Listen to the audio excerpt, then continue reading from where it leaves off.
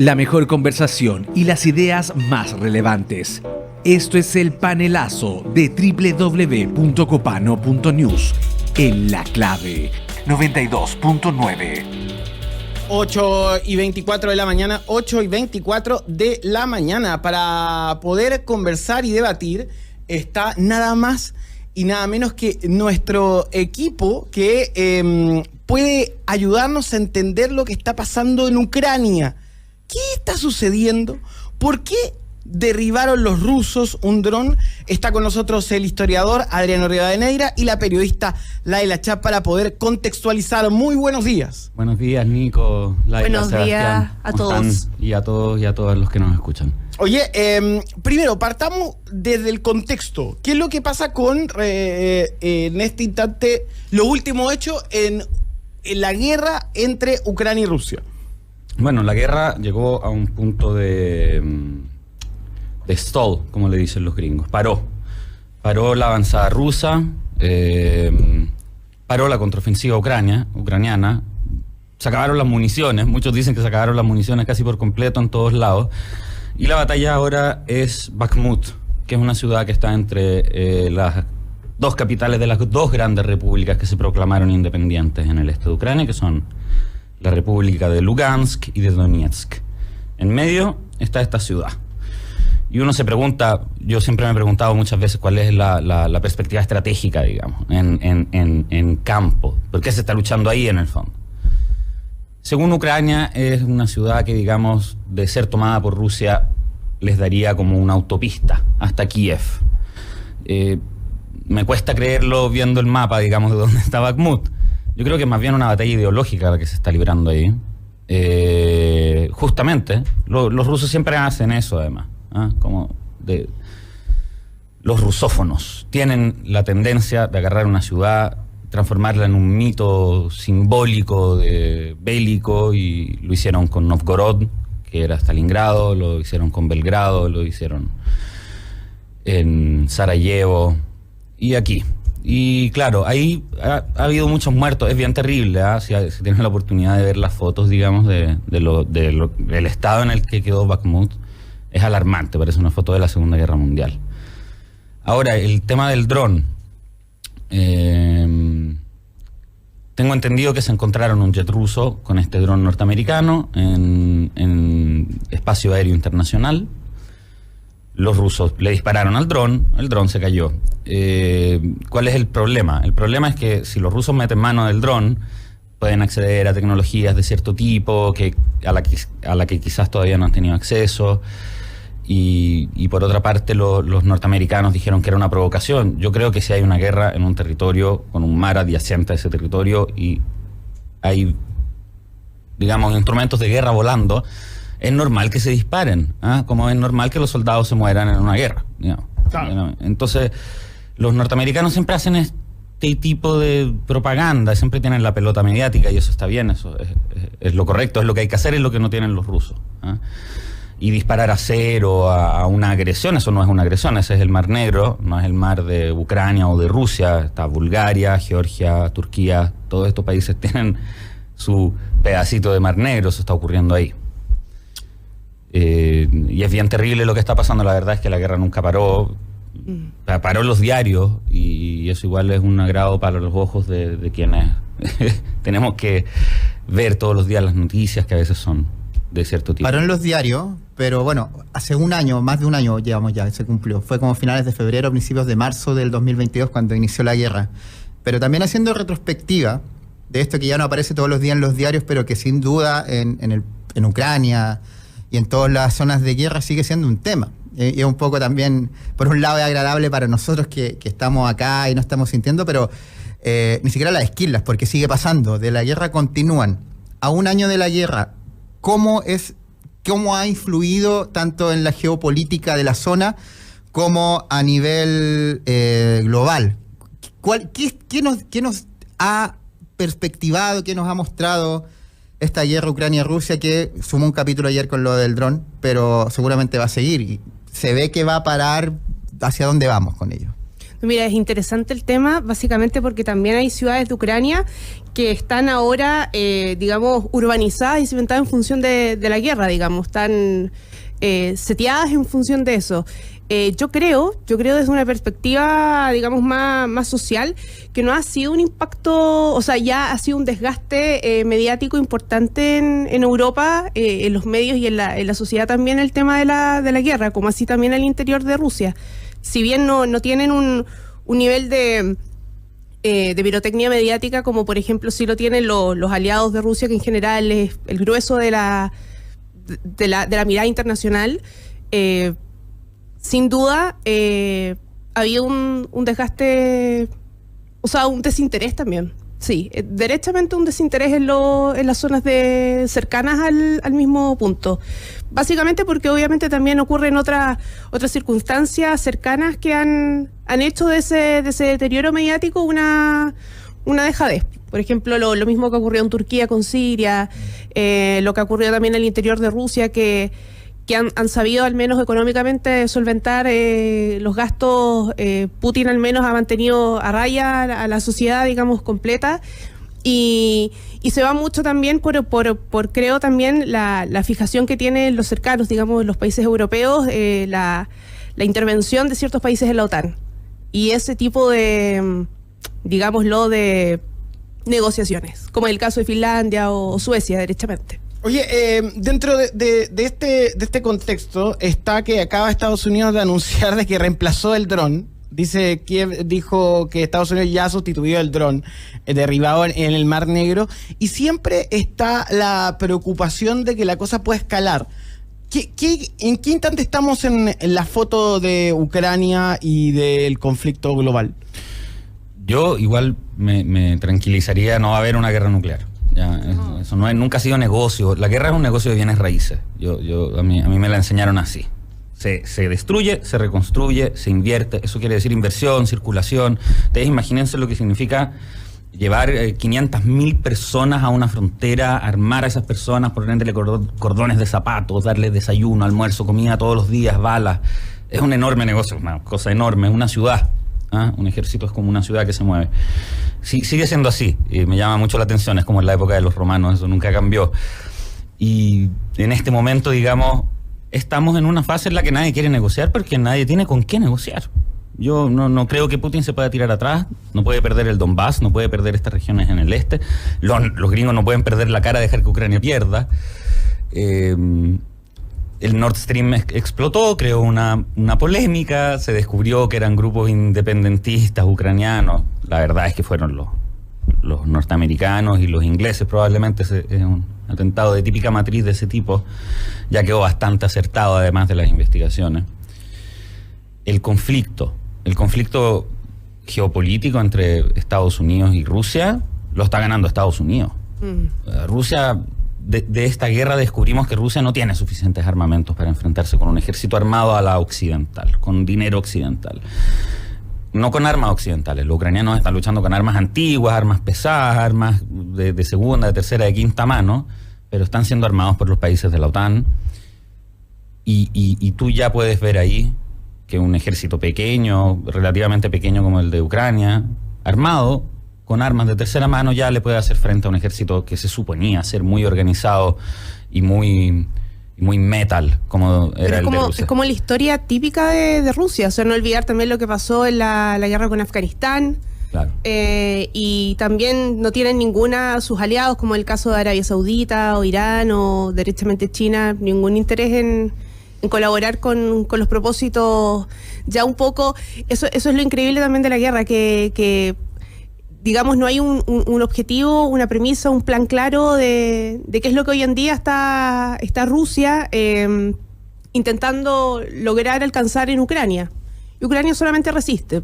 Eso es básicamente, esa es la lectura más simple. Claro, como que los rusos no tienen estrategia de salida. Eso es interesante. La geopolítica a un año de este intento de Rusia también, del intento de la OTAN también y de Ucrania de acercarse de Occidente y por supuesto Estados Unidos. ¿Cómo está el mapa? ¿Cómo está la fotografía geopolítica hoy en día pensando en lo que viene en el 2023? Rusia está rodeado de bases norteamericanas. Esa es la situación. Esa era la situación antes de la guerra en Ucrania. Es una de las razones por la que estalló esta guerra. Claro, quería también... Era un llamado de no nos molesten, déjennos tranquilos, no nos amenacen, no nos pongan misiles apuntándose a nuestro hogar. Eso es lo que la OTAN ha estado haciendo los últimos 30, 40 años. Lo que pasa es que el bloque oriental pereció, el Pacto de Varsovia se acabó, la OTAN no. Eran como un espejo, ¿no? Y como que el espejo se rompió de un solo lado. Los rusos siempre se han sentido amenazados por este tema de las bases, que están, efectivamente, si uno ve un mapa, están en todas partes los mapas con las basecitas y los soldaditos y los misiles todos apuntados hacia un lado. La guerra en Ucrania empezó en 2014. Por lo menos en esta región donde ahora se está luchando más y donde se están destruyendo ya las ciudades casi no existen. Era una guerra de bajo impacto y paraba en el invierno. Pero no es que no hubiese un conflicto armado ahí, lo hay, desde que se acabó el régimen de Yanukovych, que era el presidente ucraniano en 2014, y subió este otro al poder, Poroshenko, que nadie sabe bien exactamente quién era. Empezó este conflicto, empezó ahí. Y el hecho de que los ucranianos hayan reprimido a la gente rusófona y le hayan impedido a los ucranianos de origen ruso plenas libertades, eso también es historia. O sea, eso ya se sabe que fue así. Ya se sabe que había grupos paramilitares ucranianos en Donbass reprimiendo, y la reacción rusa, según los rusos, es justificada, no para mí. Habían protocolos, habían acuerdos que se habían tomado entre Rusia y los otros países de la OTAN en Bielorrusia. Esos son los acuerdos de Minsk. Hay 2 acuerdos de Minsk. Nadie quiere respetar esos acuerdos. Son acuerdos que están firmados, que establecen una línea geopolítica, digamos, que iban a establecer esos límites. Y nadie quiere. Oye, a propósito de todo lo que está sucediendo con el contexto de guerra y lo que ha sucedido con el banco de Silicon Valley, que también es otro ítem, estaba mirando en este instante las bolsas del mundo. Europa está toda abajo. Futuros de Wall Street están en rojo, que la bolsa de futuro. El Credit Suisse extendió la caída al 21%, la mayor registrada. Y 4 grandes bancos europeos han decidido suspender su cotización ante grandes caídas en sus índices bursátiles. Esto es noticia de última hora. Reiteramos, se frena la cotización del Credit Suisse, que perdió un 20% en bolsa, el Societe Generale, que caía un 10%, y se suspendió también la cotización de los bancos italianos Monte dei Paschi y Unicredit, reporta la cadena SER de España. Esto está sucediendo ahora, en este momento, de caída global de mercados. Parece ser que el efecto contagio del SVP es real. Eso también es relevante también, volviendo al tema que nos convoca, que es la guerra de Ucrania, con lo que tiene que ver con el aspecto económico, porque también cuando partió la guerra también afectó mucho no solo la economía de Ucrania, Rusia, Europa, sino también a nivel global. En ese sentido, y también linkeando lo que dice Nicolás, ¿cómo está la perspectiva económica? Tú mencionabas que es un negocio de alguna forma. Qué bueno, claro, un negocio inmobiliario. ¿Cómo lo vemos el panorama en esa línea? Bueno, básicamente, digamos, empieza la primavera en Ucrania, o sea, en Ucrania, en Europa en general. Yo creo que por ese lado, pese a la poca alentadora noticia que nos acaba de dar Nicolás respecto a las bolsas del mundo y el dinero. El empate de la mañana. No, pero... A ti, accionista del Credit Suisse. No, pero es que es muy terrible lo que acabas de mencionar. Que se fue todo a rojo. Se fue todo a rojo y acá son ni las 9 de la mañana. O sea, es muy tremendo. Sí, es pesado. Las guerras y las crisis son contagiosas. La guerra en Ucrania ya está contagiando a Moldavia, que es el país que está ahí al lado. Ya hubo unas marchas, unas cosas medias raras, unos intentos de golpe. En Bielorrusia también va a ocurrir en un año. Se me viene siempre a la mente cuando pienso en la crisis económica, la crisis que viví yo, ¿no? Yo creo que es como los antiguos del 900, que decían la crisis del 29, ¿no? La crisis del 29 fue... Yo me acuerdo de la crisis del 2008, que se fue contagiando de a poquito, que era distinta a esta. Esta era una crisis bancaria, la crisis del 2008 era una crisis de seguros bancarios, que es una cosa un poco distinta. Lo que me pasa con la economía global, con la economía de inversión, es que yo me acuerdo que en los años 80, y yo nací en los años 80, así que no es otra época, ¿ya? Por favor. Hubo 2 presidentes muy importantes del mundo que decidieron que los bancos de inversión y los bancos de ahorro podían ser lo mismo. Antes eran cositas que estaban separadas. Si uno quería ahorrar, se metía a un banco de ahorro. si uno quería invertir a un banco de inversión. Ahora se le permite a todos los bancos invertir con la plata de los ahorradores y lo que ocurre es esto, que la gente pierde su plata y después nadie paga. Porque bueno, fue lo que planteó Biden. es que el sistema económico anterior, para evitar este tipo de crisis, evitar que las crisis se contagiaran entre los bancos, porque los bancos están súper interconectados a la hora de hacer inversiones, porque el mercado es global, los bancos no deberían tener permiso de invertir plata de la gente que ahorra. Uno debería darle explícito permiso a los banqueros para ahorrar, porque si no ocurre esto. O sea, esa es mi opinión. Así funcionaba. Yo me acuerdo cuando hubo dos presidentes importantes que se reunieron en un minuto en los 80 y decidieron que esto no iba a seguir siendo así, que iban, digamos, mezclar todo con todo. Y desde ese entonces tuvimos una crisis de los 80, una crisis finales de los 90, el 2008 ahora de nuevo, y es como periódico y es como natural que ocurra en términos naturales de cómo funciona naturalmente un banco de inversión. No me extraña que suceda. Yo por suerte no tengo plata invertida en Credit Suisse. Imagínate hoy día en la mañana cómo se van a haber despertado los accionistas. No es una buena mañana en el mundo económico. No es una buena mañana. No, pero bueno, perdón, aportando un poco a lo que dice Adriano, es importante también que la gente entienda que todos estos fenómenos que de repente son tan complejo de comprender en lo económico, en lo geopolítico, la gente finalmente se pregunta cuánto me afecta a mí en el diario vivir aquello. Quiero tratar de poner el punto luminoso en medio de esta discusión tan oscura que hemos tenido sobre guerra, sobre caída de bancos. Alentadora. Hablemos de cultura popular y lo que sucedió en los Oscars. Tú que eres guionista, Laila Chav, viste triunfo, y además eso ha tenido consecuencias en las redes sociales, ¿no? Sí. Bueno, en primer lugar, relacionado un poco con lo de Ucrania, hay un caso de los chicos, el equipo que ganó el Oscar a Mejor Documental, que me llamó mucho la atención. Bueno, yo no lo he visto, pero dicen que es muy bueno. No creo que no sea así. Que es el caso de Navalny, de este líder social que ahora en la actualidad está preso y todo. Me llamó mucho la atención que en el discurso de la entrega el mismo equipo llamó a Putin un dictador. O sea, no dijo Putin eres un dictador, pero dijo es muy buena, es muy buena señal.